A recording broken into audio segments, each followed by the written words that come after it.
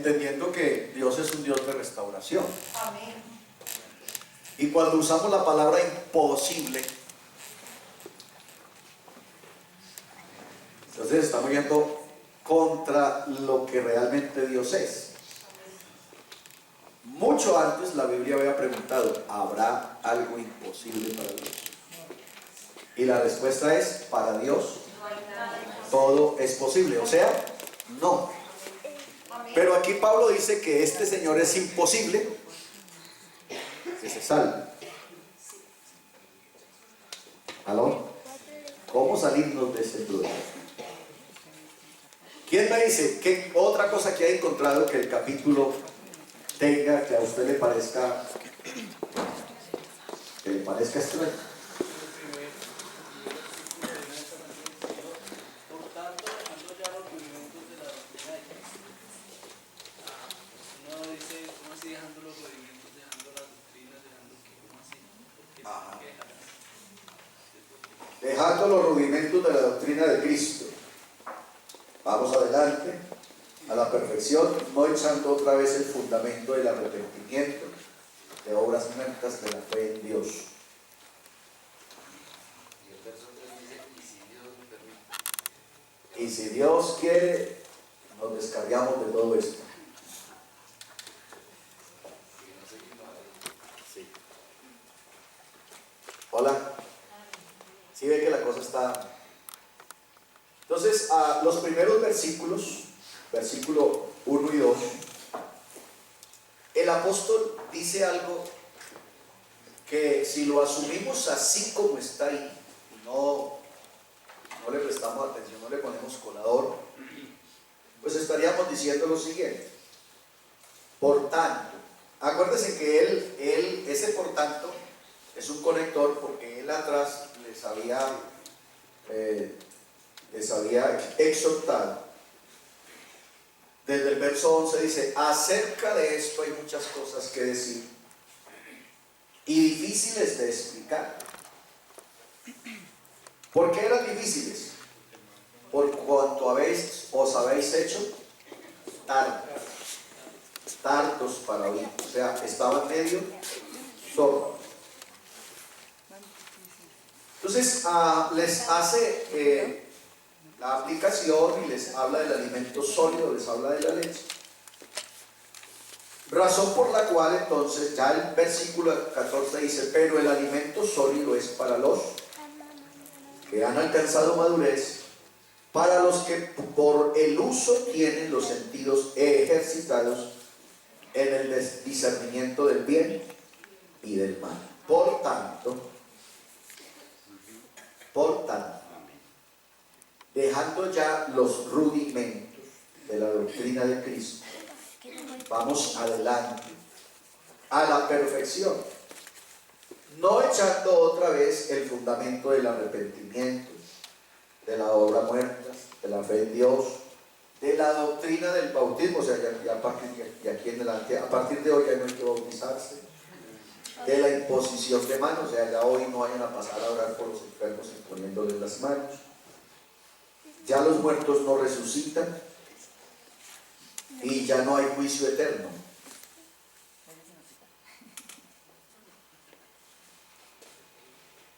Sin embargo, a pesar de que no hay juicio eterno, el Señor que se descarrea no se salva.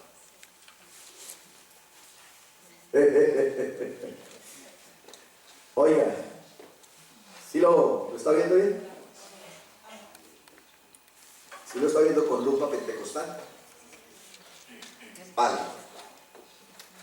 Entonces, ¿qué hacemos? ¿Nos toca enfrentarnos a esto? ¿O no? Tenemos que enfrentarnos a eso. ¿Ya tienen mi imagen ahí así? Sí. Entonces estamos en Hebreos capítulo 6, verso 1, dice, por tanto, dejando ya los rudimentos de la doctrina de Cristo, vamos adelante a la perfección, no echando otra vez el fundamento del arrepentimiento, de obras muertas, de la fe en Dios. ¿Ok? Eso es lo que Pablo está diciendo en ese versículo. En realidad, ¿qué ¿Qué sería lo que Pablo está diciendo? Para poder como encontrar el camino es necesario que recordemos a quién está dirigida la carta. Amén. Es importante que recordemos a quién está dirigida la carta. ¿Ok? ¿A quién? ¿Quién se acuerda? A los judíos que estaban ya como dejando todo lo de la ley y entrando ya a la gracia.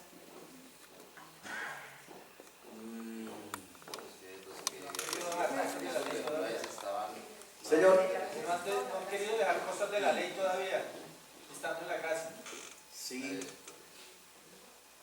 A ver si recordamos bien. Acuérdense que ellos habían venido a Cristo, pero ahora querían era regresarse. ¿Ya? Entonces para ellos fue muy complejo asumir este nuevo orden. Muy complejo. ¿Ya? Entonces para ellos era más fácil regresar al costumbrismo, ¿ya? Al acto ceremonial. Hay que entender bien el versículo 1 y el versículo 2 para que entendamos a lo que se refirió Jesús. ¿Ok? O sea, note que Pablo lo que ya les está diciendo por allá al versículo 6, y recayeron, sean otra vez renovados. Entonces Pablo les está diciendo, ustedes llegaron, conocieron a Cristo, pero se quieren devolver. ¿Ya? De ahí que él les menciona matar al Hijo de Dios 2 veces. ¿Hola? O sea, porque los judíos fueron los que lo mataron. Nosotros decimos que fue Roma, pero fueron los judíos en realidad. Claro, Roma auspició porque Roma era el gobierno. Pero quienes gritaron crucifícale fueron los judíos. ¿Aló? Los que gritaron crucifícale fueron los judíos. Entonces, esta gente, habiendo entendido todos estos principios, porque en el versículo 1 y el versículo 2 tiene 7 principios fundamentales, o si quiere llámelos doctrinas fundamentales para la salvación. Eso es lo que Pablo está diciendo. Amén. Tiene 7 principios fundamentales para la salvación. Entonces Pablo le dice, ya habiendo estado aquí, habiendo vivido esto, habiendo creído esto, habiendo practicado ustedes quieren devolverse. ¿Ya? Vaya entendiéndolo, porque aquí hay dos cosas, dos partes importantes que tenemos que entender. Pero ustedes quieren devolverse. ¿Qué era lo que acostumbraba el judaísmo cada vez que usted pecaba? Repetir el ceremonial. ¿Ya? A ver, póngame cuidado. Entonces, el judío pecaba hoy, iba y hacía el ceremonial por el pecado. Pecaba mañana y tenía que repetir el ceremonial. Entonces, lo que Pablo les está diciendo, aquí no es como allá. ¿Aló? O sea, aquí no es como allá. O sea, que usted de aquí se sale, viene aquí, y que cuando va a volver entonces lo vamos a volver a bautizar. ¿Le vamos a volver a matar un Cristo? No. Usted tiene que entender que su Cristo murió una vez por todas. Que eso fue una de las cosas muy difíciles para los judíos que llegaron al cristianismo, porque ellos estaban muy acostumbrados al ceremonial. Para ellos era muy importante matar el cordero pascual cada año. Eso era fundamental, es una fiesta supremamente importante. Entonces, cuando ellos llegan al cristianismo y ya no les matan el cordero pascual, es más o menos como un católico, bien católico, esos católicos de raca mandaca, que llegan al pentecostalismo y no le celebran la fiesta de la Virgen del Carmen. Entonces, esa gente al comienzo, ¿pero qué? La fiesta de la Virgen del Carmen, aquí ni siquiera un ramito por ahí para la vieja, nada. Amén. Entonces, eso mismo le estaba pasando a ellos. Entonces, Pablo lo que está diciéndoles es ver. Ustedes llegaron al conocimiento de la verdad. Ahora estoy parado todavía en el 5. Ustedes llegaron al conocimiento de la verdad, donde hay ciencia, donde hay sabiduría. Esto no es rutina, o sea, no es lo mismo de todos los días y de todos los años. Aquí hay es conocimiento porque el evangelio es por revelación. Acuérdense que hablábamos el mes pasado, les enseñaba que la unicidad no se aprende, sino que se revela. Es por revelación. ¿Ya? Entonces Pablo le está diciendo, aquí hay mucho conocimiento que saber y que conocer, mucho para ser revelado, pero ustedes quieren quedarse, no se sueltan, no cortan el cordón umbilical del ceremonial, del ritual. Y el ritual se aprende como se aprende la misa. Amén. Entonces es un ritual, es un culto ritual. Entonces yo sé que paso 1 llega el oferente, paso 2 debe traer una oveja, paso 3 yo le pongo la mano del oferente sobre la cabeza de la oveja, paso 4 le corto la aorta a la oveja, paso 5 le recibo la sangre, paso 6 salpico al oferente con la sangre de la oveja, paso 7 pelo la oveja, paso 8 la frito, paso 9. Amén. Entonces para eso no se necesita conocimiento, no se necesita revelación, se necesita una práctica. ¿Aló? ¿Van conmigo? Vamos encasillando lo que es. Para que entonces no caigamos en lo primero que Jesús propuso, porque claro, uno lee eso y dice, no, este man, aquí todo el que se descarga ya se perdió. No, ya descarrió. Y todas las quienes predican así. No, ya descarrió aquí y se vea. Por ahí más adelantico, creo que es en el 9, capítulo 9, dice, ya no queda sino una horrenda expectación y hervor de fuego que ha de devorar los adversarios. Entonces pegan esos dos textos y eso sale una doctrina de condenación perfecta. ¿Va conmigo? Miren lo importante de ponerle cuidado y ir despacio con el texto. Así que yo quiero que ustedes me entiendan. ¿Qué es lo que Pablo está diciendo? Bueno, ustedes ya llevan aquí unos años, porque acuérdense que esta carta fue escrita más o menos 70 después de Cristo.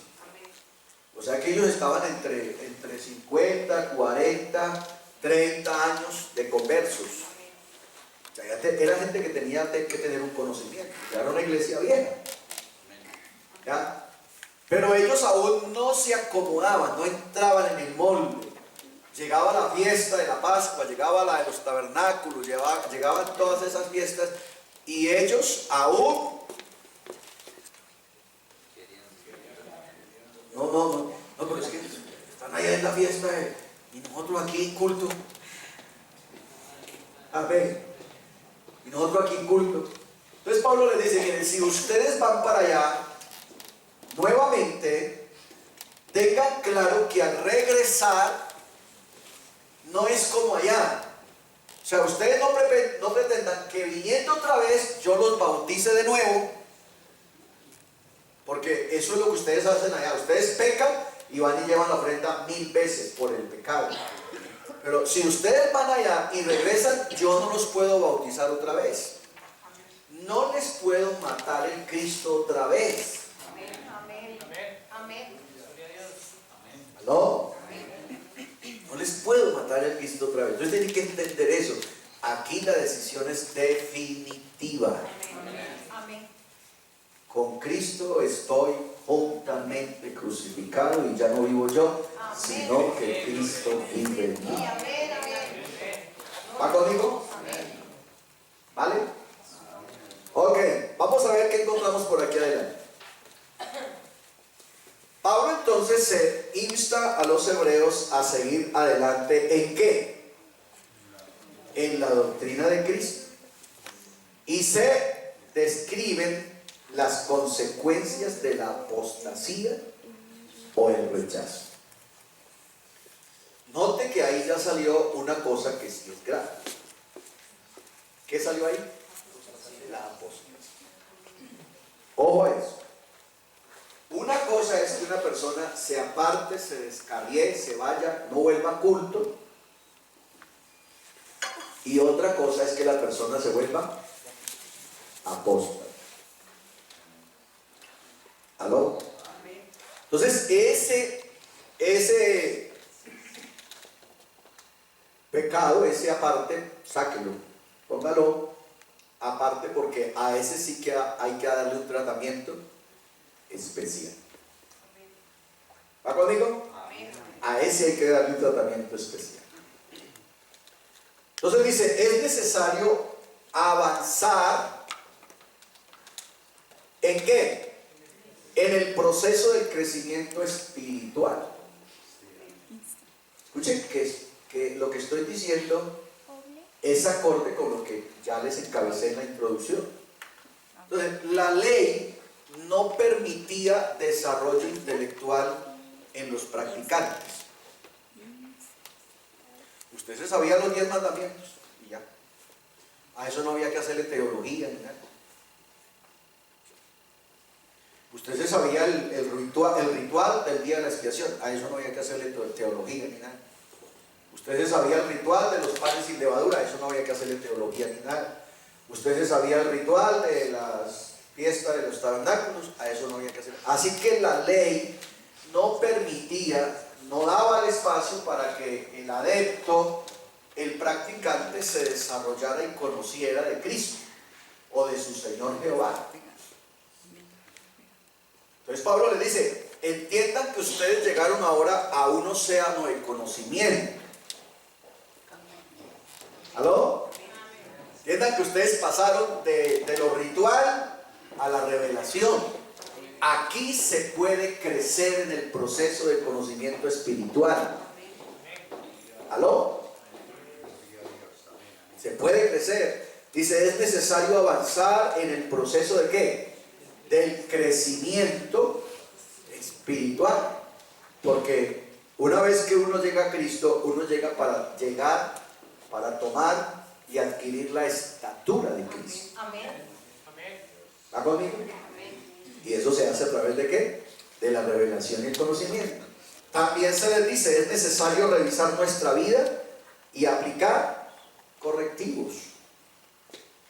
O sea, ustedes están amañados así como están, ustedes vienen de un ritual, ustedes no quieren profundizar en la palabra, hay que aplicar correctivos. La vida cristiana es dinámica. La vida cristiana no está esperando fiestas solemnes. Nosotros estamos esperando aquí que sea el 10 de Nisan para celebrar la muerte de Cristo. No estamos esperando que sea el 31 de Nisan para esperar Pentecostés. No. Nosotros vivimos en Cristo. Amén. Amén. Y Cristo es nuestra fiesta solemne. Diga gloria a Dios. ¿Va conmigo? Conforme dice, aprendemos nuevos principios y pautas de la vida y los aplicamos a nuestra forma de pensar y de actuar. Dejamos atrás que los primeros pasos y crecemos ¿en dónde? En Cristo. ¿Aló? Es un proceso en el que estamos llamados a tomar parte todos. Entonces uno llega a Cristo y cuando uno llega a Cristo, uno es bebé. Todo el que entra en este camino comienza por la etapa de ser bebé. ¿Aló? Un niño. A eso es que se refería.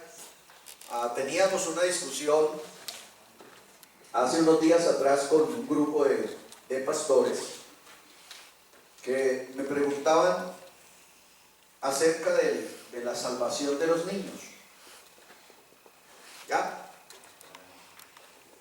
Eso estoy seguro que no lo he enseñado aquí. Entonces ellos me decían, hermano, es que Marcos 13 dice: dejen los niños venir a mí, no se lo impidáis, porque de los tales es el reino de los cielos. Entonces ellos me decían, hermano Rodrigo, esos niños se salvan. Entonces yo le dije, ¿cuáles? Pues esos, hermano Rodrigo, que estaban viniendo ahí. Le dije, no, porque es que el texto tiene dos niños. Escuchen, el texto tiene dos niños, unos que los traían, ¿sí?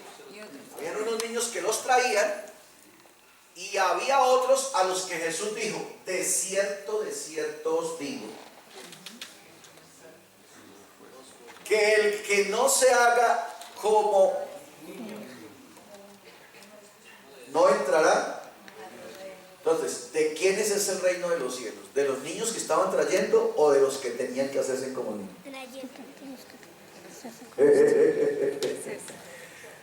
¿Aló? ¿De quiénes? Quienes tenían que hacerse como niños. Como niños. Bueno, yo se los dejo ahí.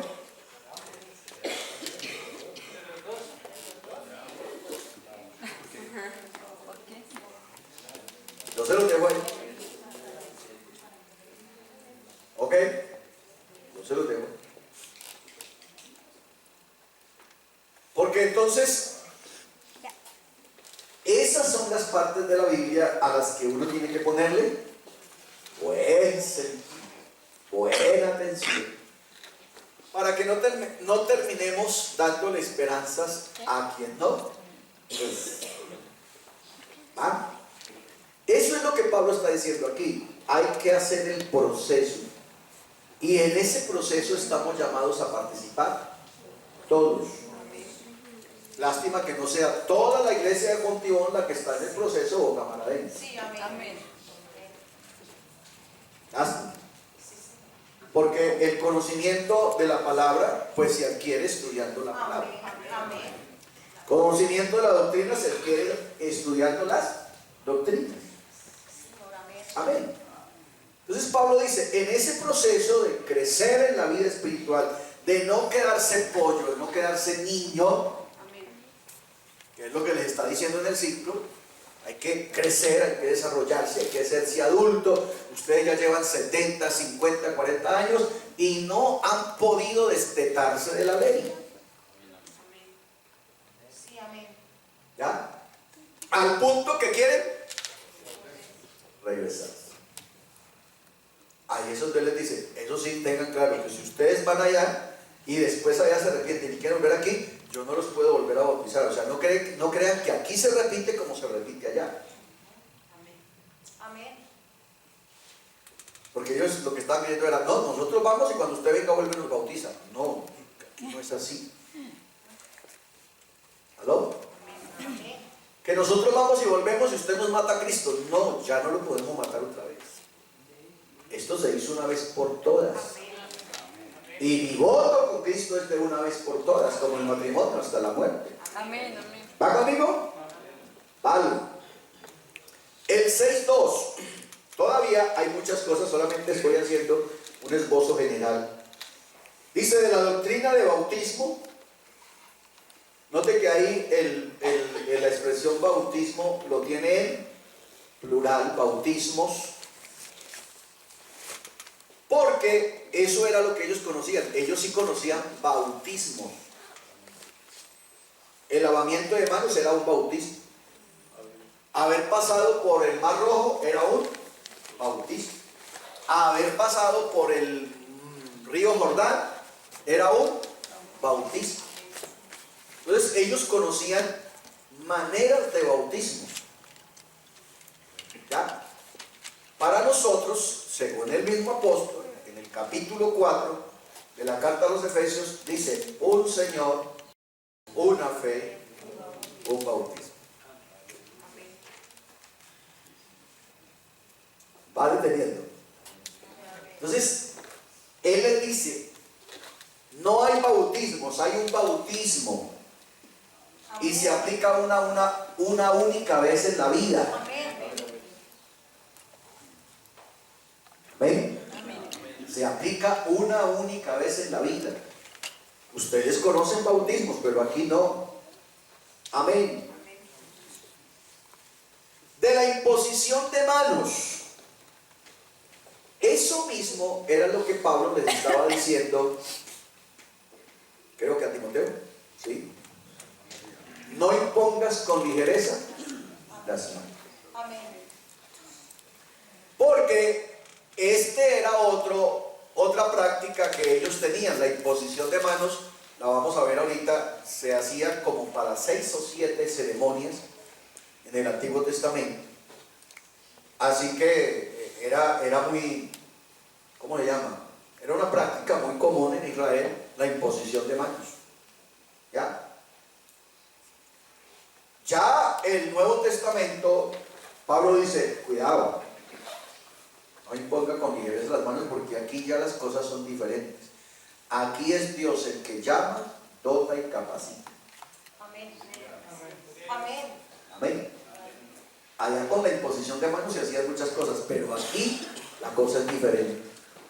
Amén. Y de los muertos, de la resurrección de los muertos y del juicio eterno. Acuérdense que los judíos tenían un concepto de la resurrección. Ellos decían que uno sí resucitaba, pero que uno resucitaba con el mismo cuerpo con que había muerto. Ese era el pensamiento judío. Los griegos pensaban que uno no resucita.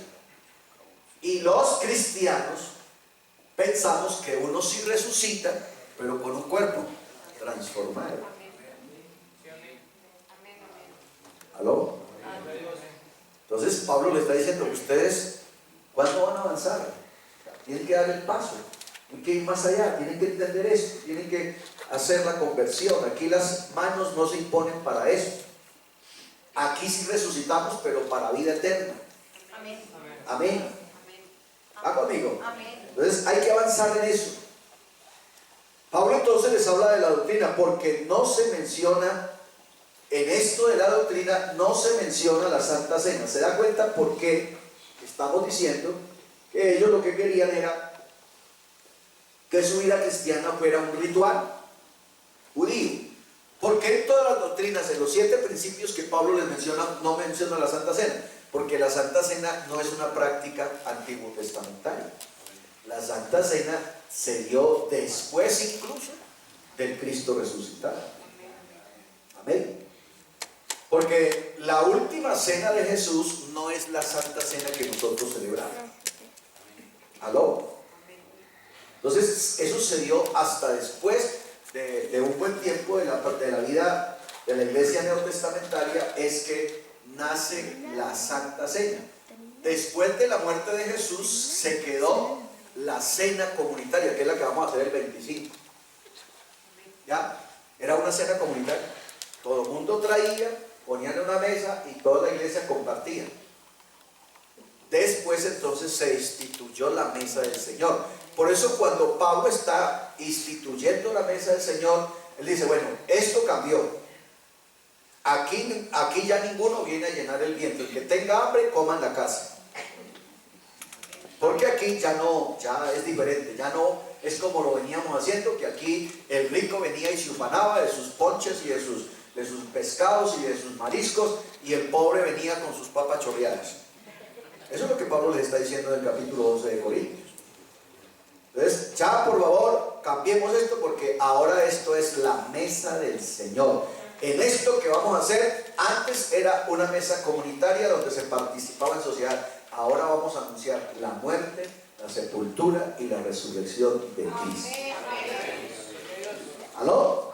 Entonces, mire que entonces por eso Pablo no les mete ahí, les mete 7 principios, pero no está la Santa Cena. ¿Por qué no está la Santa Cena? Porque ellos no sabían de eso. Ellos no tenían constituida la Santa Cena en el Antiguo Testamento. En cambio, sí está el bautismo y lo está en plural. ¿Por qué plural? Ya les decía, porque habían lavamientos, amén. Habían ceremoniales donde había que lavar el sacerdote. También estaba el bautismo de Juan, que lo practicaron ellos. Y había recién aparecido el bautismo cristiano.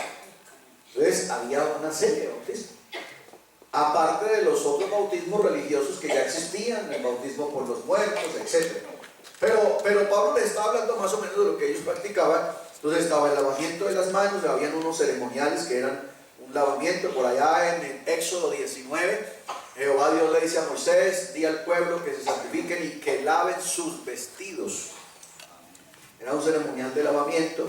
Estaba el bautismo de Juan, que muchos discípulos de Juan se hicieron bautizar en ese bautismo. Incluso Jesús fue bautizado en el bautismo de Juan, y posteriormente, ya en el capítulo 2 de los Hechos, apareció el bautismo cristiano. ¿Vale? Entonces por eso Pablo les hace como ese sancocho de bautismos, diciendo: bueno, ustedes van allá, pero yo no les puedo hacer esto otra vez. Esto se hizo una vez por todas. La imposición de manos, vea que cómo se practicaba. Practicada en el Antiguo Testamento con oraciones, sacrificios. Entonces acuérdense que el oferente traía el animalito cualquiera que fuera, si era una tórtola, si era una oveja, si era un cabro. El sacerdote le hacía poner la mano del oferente sobre la cabeza de la víctima, indicando que mis pecados yo se los transfería, ¿ya?, a la víctima. Eso me hacía a mí limpio de mi pecado, porque yo le transfería los pecados. Entonces esa era una manera de imposición de manos.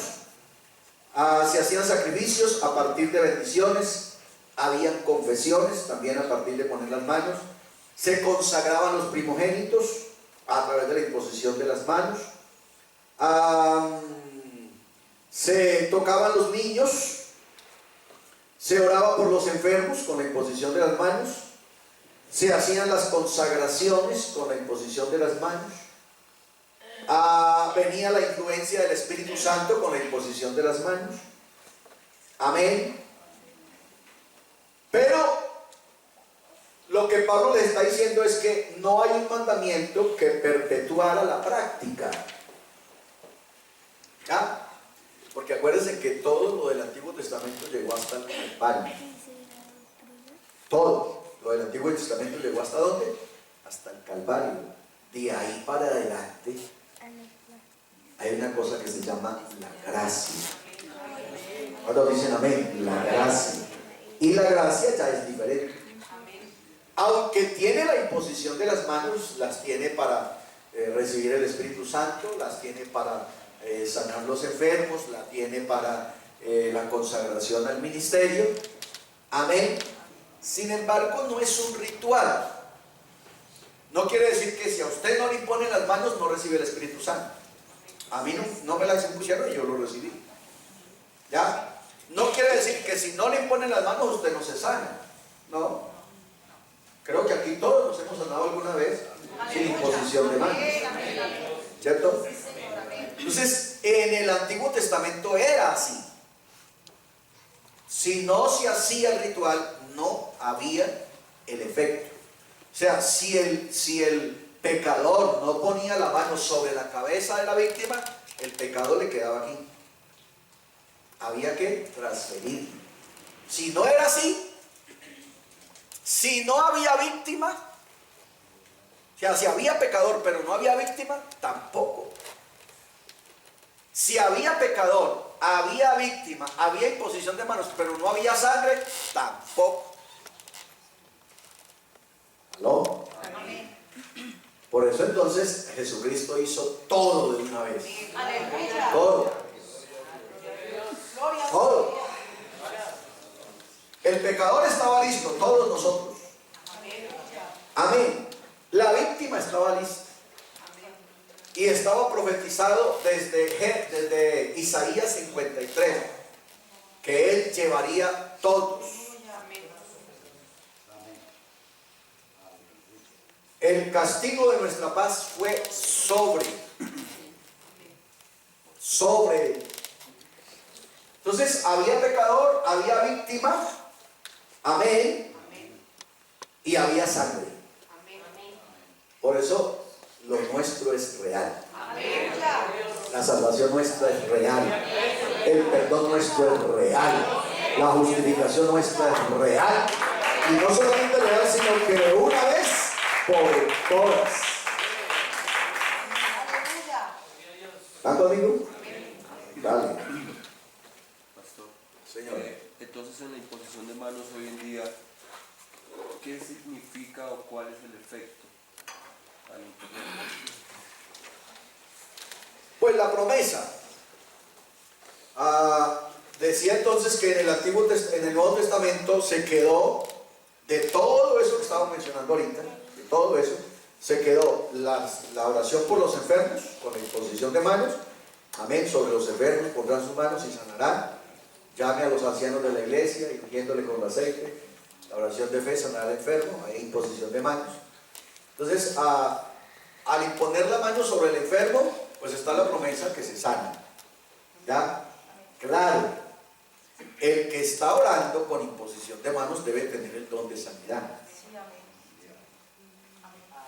Porque no se sana porque impone las manos, se sana porque tiene el don de sanidad.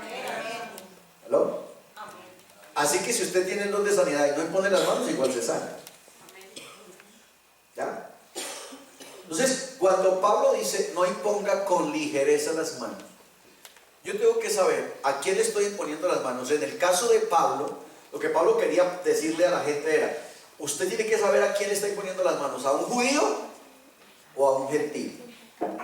Porque el judío tiene una concepción diferente de la imposición de manos que el gentil. Entonces, como el judío, si el judío viene allá, pues él tiene un ceremonial. Y él cree que esto es un ceremonial. Aquí la imposición de manos es un don. ¿Ya? Y ese don necesita discernimiento de espíritus. Cuando él dice, no imponga con ligereza, es que yo tengo que saber, no si es judío, sino si es una enfermedad o es un espíritu. Amén. Porque a los endemoniados no se les imponen las manos. Amén. ¿Sí ven? Entonces, ese ejercicio de imponer las manos, ya en la gracia, pues obviamente tiene su enseñanza y tiene su misterio. Entonces, uno no le impone las manos. Yo, personalmente, no he sido pues un aficionado a espelucar a la gente, porque me parece que es algo muy serio. Y cuando uno impone las manos, debe imponerla porque realmente siente hacerlo. ¿Ya? ¿Va conmigo? Entonces uno tiene que tener claro cuándo y por qué impone las manos. ¿Ya? ¿Cuándo y por qué impone las manos? Así que en el Nuevo Testamento se imponía para recibir el Espíritu Santo, para sanidad y para la consagración al ministerio. Fueron los tres actos que se quedaron después ya de la cruz: sanidad, recibimiento del Espíritu Santo y enfermos y posesión al ministerio. Esos fueron los cuatro actos que se quedaron de todos los que vimos que había en el Antiguo Testamento. ¿Vale? No. Sí, no, pero entonces me queda la duda de cuando se hace la oración por las personas. Entonces, para uno hacer imponer manos o algo, ¿qué es mejor hacer? O sea, No, lo que tú sientas de parte de Dios. Yo no podría decir, hermano, mírelo bien, que esa parte está. No. Yo vengo aquí a orar por ellos, yo hago lo que sienta de parte de Dios. ¿Ya? Cuando Pablo está diciendo con ligereza, es que yo parezca una loca, así como los trinitarios que parecen locas cazando demonios, pues que yo también a todo mundo, acuérdense que recién salió por ahí una doctrina que a todo le imponían la mano con aceite. Eso es ligereza. Entonces que todo lo ungen con aceite poniéndole las manos. Hasta el perro de la casa lo ungen con aceite poniéndole las manos. Eso es ligereza. Pero si yo tengo aquí un grupo de santos, que yo sé que vienen enfermos, pues yo oro por ellos y yo les impongo las manos. ¿Ya? Pero si en ese grupo de santos veo un comportamiento raro de uno que chapalea, de uno que dice, bueno, hermano, a ver qué le pasa. ¿Sí ven? Entonces, por eso esto de los dones es serio. Amén. Estamos en el 2, ¿cierto? De la doctrina del bautismo, de la imposición de manos, de la resurrección de los muertos y del juicio eterno. Veamos lo de las manos. La imposición de manos en la Biblia para hacer daño. Ahí está Mateo 21:46. Ahí se pusieron las manos para hacer daño. Se imponían las manos para juzgar, o sea, para hacer un juicio. Pero también se impusieron las manos para sanar, según Lucas 4:40. Y se imponían las manos para identificarse con alguien en un dolor, en una alegría. Entonces, ponerle la mano en alguna parte. En el caso, por ejemplo, del pacto que se hacía en la época patriarcal, era una imposición de manos. Y con eso se hacía un pacto, se sellaba un convenio. ¿Ya? Entonces, mire las maneras como se usaba la imposición de manos en el Antiguo Testamento. Como sustituto de sacrificio se ponían las manos sobre la cabeza de la víctima para designar a uno para algún cargo. En Hechos 13:1 se dio esa ceremonia. Y para unir al ministerio. En el caso de Deuteronomio 34:9, ahí se está uniendo o ungiendo a un personaje a el llamado sacerdotal. ¿Va conmigo? Vale. Y esto haremos, dice Pablo, si Dios en verdad lo permite. Vamos a ver ese texto aquí, que el texto es como el que enreda todo ahí. O sea, dejamos esto si Dios lo permite. O sea, si Dios me permite, mañana me descarrego. Más o menos así. Si es la voluntad de Dios, mañana me pego una rasca. O como algo que yo les conté a ustedes hace unos días atrás, de un pastor que tuvimos que destituir. Y entonces él me dijo, no, Rodrigo, pero lo que pasa es que yo venía orando con la hermana. La hermana y yo veníamos orando, que si él no nos quitaba el sentimiento del corazón era porque era su voluntad. Y llevamos un año orando y el Señor no lo quitó, así que es su voluntad. Así que aquí está mi licencia, porque yo me caso con la hermana porque el Señor no me quitó el sentimiento. Hola. Eso suena loco, ¿sí o no? Pero miren que es que la Biblia no se equivoca. Amén.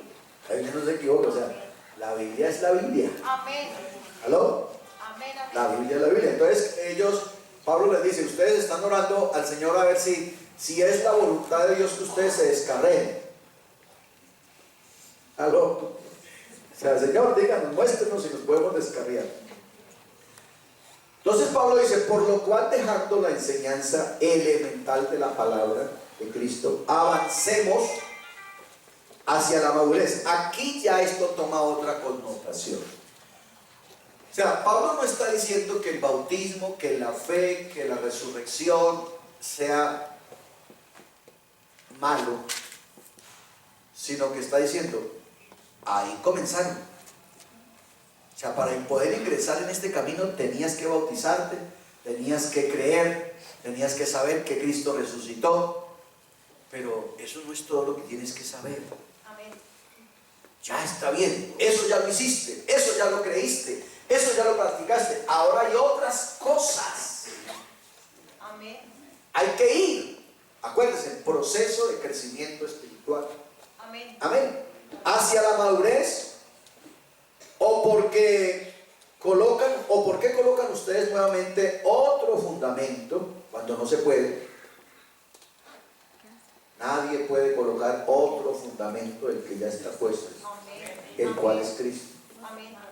Al arrepentimiento de obras muertas y a la fe en Dios, a la enseñanza del bautismo y de la imposición de manos, a la resurrección de los muertos y del juicio eterno. O sea, ustedes quieren a esto agregarle otras cosas que la Biblia no dice.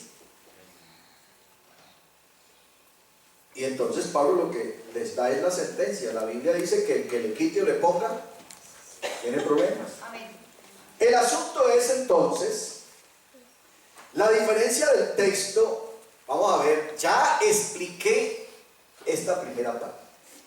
Ahora miren cómo quedaría el texto visto desde otra versión que no es Reina Valera.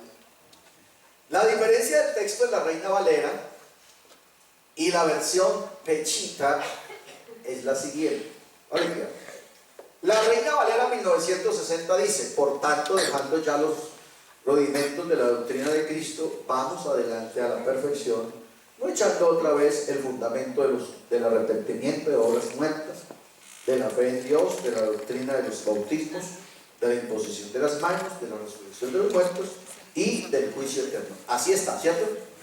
Esa es la versión que tú tienes ahí. Miremos esta versión. Por lo cual, dejando la enseñanza elemental de la palabra de Cristo, avancemos hacia la madurez.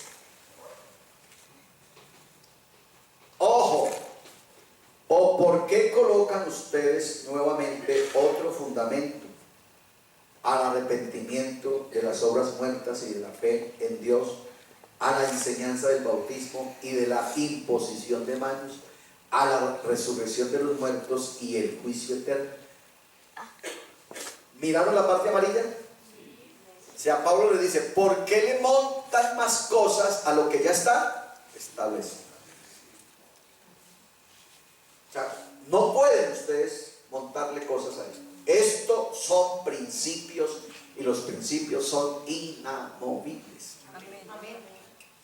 ¿Ok? Entonces ellos querían que, aparte de ser bautizados, también hubiera Cordero Pascual.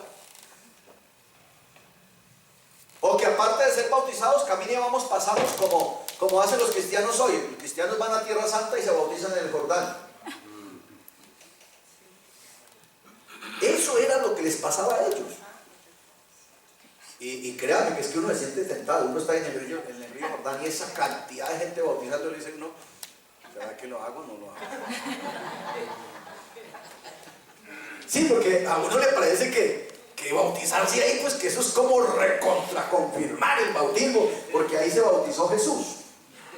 Señor. Hermano, pues de acuerdo a lo que está enseñando, los judíos querían introducir la ley a las iglesias cristianas por donde ya Pablo había establecido esas iglesias, y querían que si no guardaban la ley no podían ser salvos. Que incluso ahí en eso que usted está diciendo estaba involucrado San Pedro. Recuerde que San Pedro y San Pablo tuvieron un boche casi de sacar machete por eso, porque Pablo tuvo que confrontarlo y le dijo: bueno, usted cuando está con los gentiles es gentil y cuando está con los judíos es judío. Entonces, ¿qué hacemos?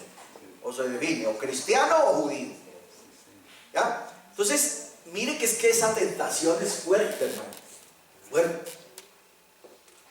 Entonces ellos querían montarle a lo que Dios tenía establecido, a lo que Jesús tenía establecido.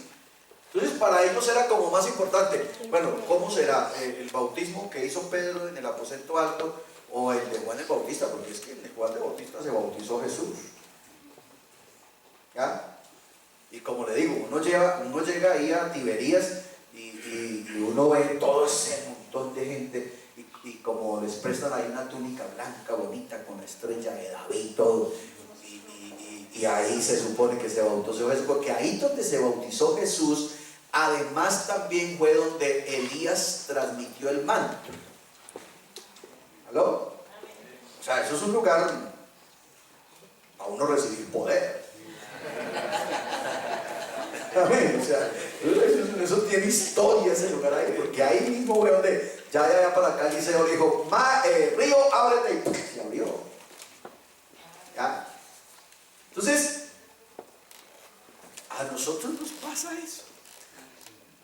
Hay pentecostales que se van exclusivamente a un tour a Israel a hacerse bautizar en el Río. De los que fueron conmigo, como 6 se hicieron bautizar. Yo no los bauticé, eso sí dijo claro. No lo digo, dime, no, hermano está bautizado, hágale. Oye, usted no se va a bautizar. No, yo estoy ya bautizado hace rato. Aleluya, amén. Pero ¿como 2 veces? O sea, ¿ya bautizados otra vez allá? Sí, claro. Entonces un pastor me dijo, Mauro, ¿y usted qué opina? Le dije, usted verá, yo no lo haría. Yo no, Mauro Rodri, pero eso es ahí como, pues como es que para no estar uno aquí perder el tiempo, perder la venida y no bautizarse, pues, no, yo respeto su posición, pero yo ni me bautizo, ni bautizo a alguien que me lo pida. Amén.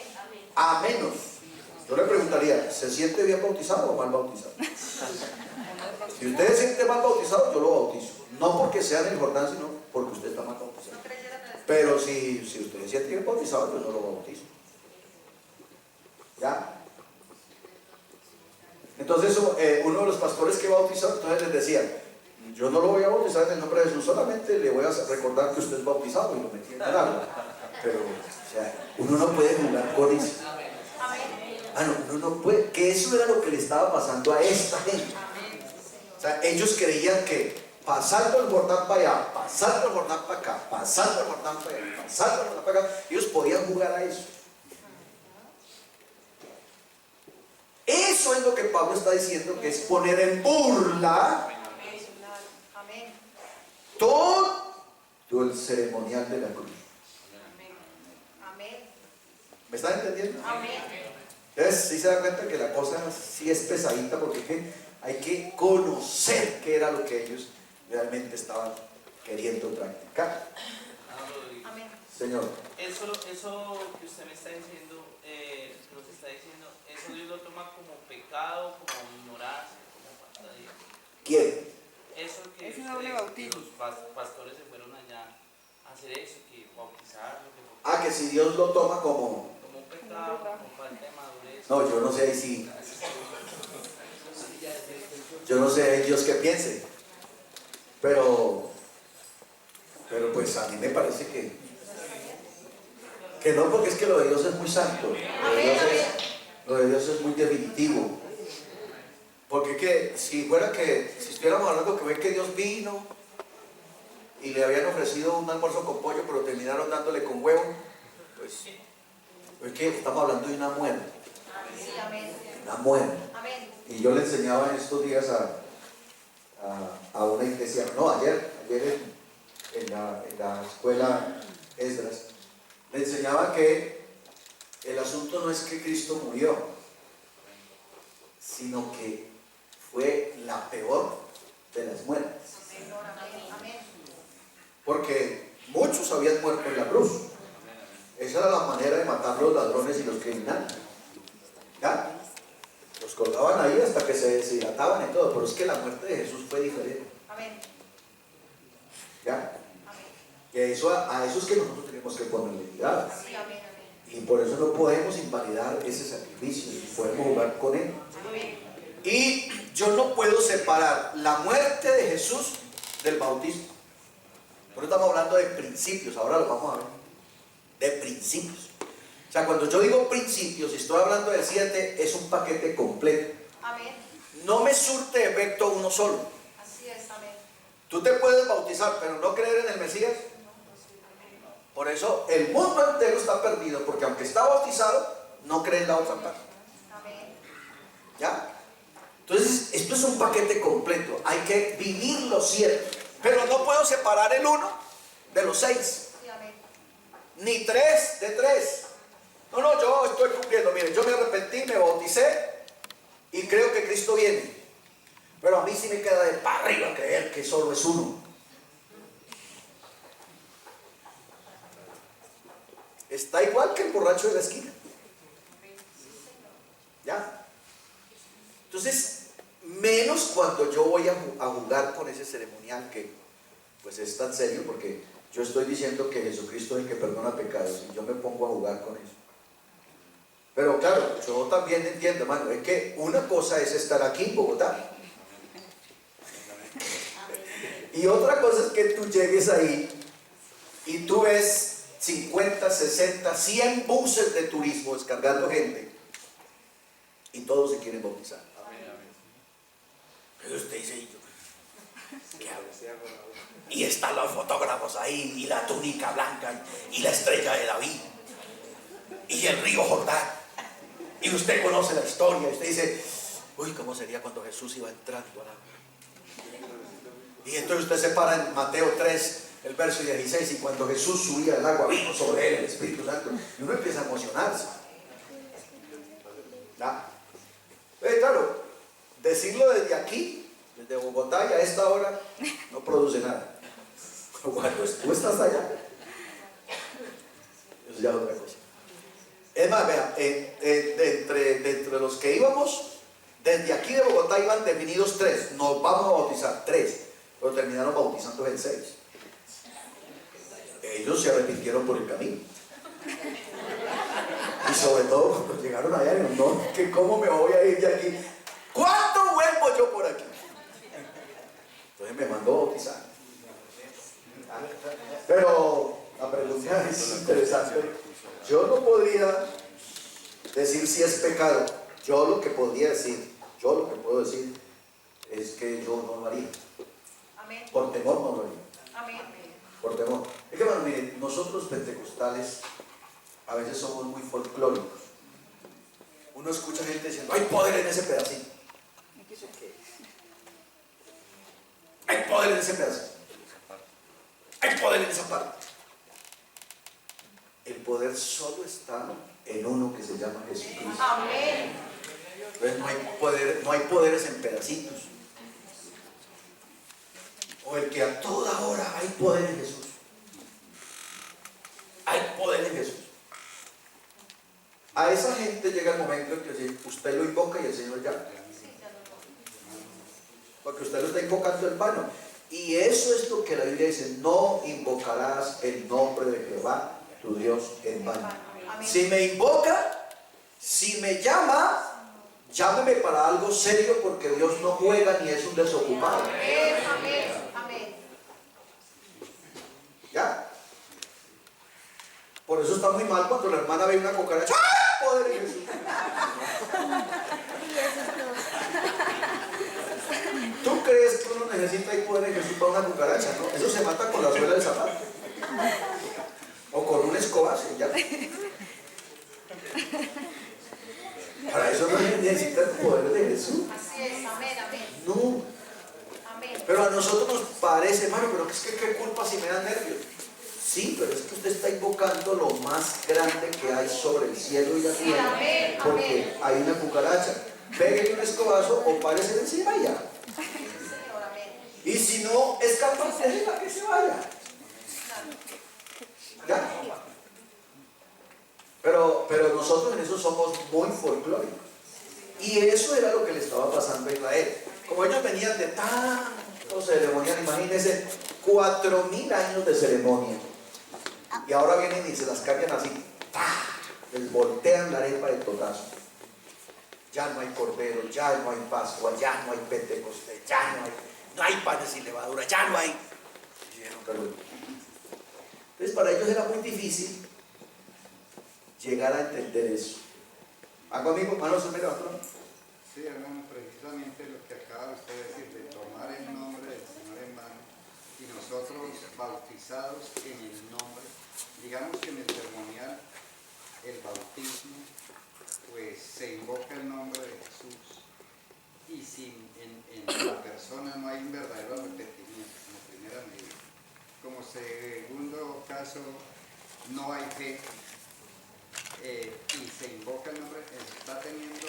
Igual, sí, son tiempos de esa posición. Y está teniendo el nombre del Señor en mano. Claro. Y si se vuelve a rebautizar, pues entonces... También tiene el nombre. Que eso era lo que Pablo quería. Entonces, ustedes no pueden ir allá y venir aquí que yo los bautice otra vez, porque eso hace parte de tomar el nombre del Señor en mano. Amén. Amén. Entonces, eso que Jesús está diciendo, o sea, esa expresión, tomar el nombre del Señor, hermano, eso tiene una cantidad de vertientes. Amén. Amén. Por eso el hecho no es bautizar gente. Amén. El hecho es que el que se bautice entienda lo que está haciendo. Amén. Porque lo bautizamos y lo estamos condenando más de lo condenado que está. ¿Aló? Tengo que decirle, ¿usted entiende lo que va a hacer? ¿Entiende el compromiso? ¿Entiende para qué se bautiza? ¿Entiende por qué se bautiza? Para que entonces esa persona no termine echándose un juicio encima. ¿Ya? ¿Va conmigo? Amén. Entonces, ese tomar el nombre de Dios, hermano, obviamente que es eso que dice Jesús, es mucho más que invocar el nombre de Jesús a una cucaracha. Jesús tiene una cantidad de cosas. Así que conciliamos las dos versiones. Bueno, creo que se nos fue el tiempo. Conciliamos las dos versiones. La 1960 y esta que tengo aquí, y hay otras. Mire, hermano, lo importante. Yo le voy a decir una cosa. Yo tengo unas 15 versiones. Pero nosotros los pentecostales estamos casados con la 1900. Y yo duré poco de días echándole cabeza a esto y, hermano, no me salía el Dios mío, pero ¿yo qué voy a decirle? O sea, no tengo que decirle, no tengo cómo explicar. Entonces, como el Señor siempre está bueno. No, pero ¿qué le pasa? Mire todas las que tiene ahí. Mire otras a ver qué le dice. Entonces, consulté otras versiones y me di cuenta que es que, amén. Entonces, aquí con este capítulo nos pasa a nosotros lo mismo que nos pasaría con Mateo 28, 19. ¿Ya? Es complicado de explicar, pero una vez que usted se pone a la palabra explica la palabra. Amén. Pero obviamente que hay que ir a los recursos que Dios nos ha dejado. Quedamos ahí. Hay muchas cosas que decir de esos dos versículos y lo que sigue no es tan fácil. Lo que sigue de ahí para adelante no es tan fácil, es complicadito, pero bueno, por lo menos ya rompimos el hielo. Amén. Conmigo, vamos a ofrendar. Ofrendemos con gratitud. Hermano, mire, viendo usted hoy lo que les pasó a ellos y lo que tenemos nosotros, ¿qué otra cosa nos queda que no sea dar gracias a Dios? Porque creo que con todos los errores que tenemos hemos entendido la verdad de Jesucristo. Amén. Entonces vamos a ofrendar con ese conocimiento, con esa gratitud a Dios, entendiendo que todo es del Señor Jesucristo. Amén. Todo es del Señor Jesucristo. ¿Alguien aprendió algo hoy? ¿Qué aprendió? Yo aprendí que el capítulo 6 de Hebreos es muy complicado. Amén. ¿Qué aprendió usted? Pero también aprendí que definitivamente lo que Dios nos ha dado es grande. Amén. Amén. Y poderlo entender es todavía más grande. Y eso se lo debemos a Dios. A las 10:30 tendremos escuela dominical misionera. Así que está usted cordialmente invitado a esta escuela dominical. Bendiciones para todos. Nos vemos a las 10:30.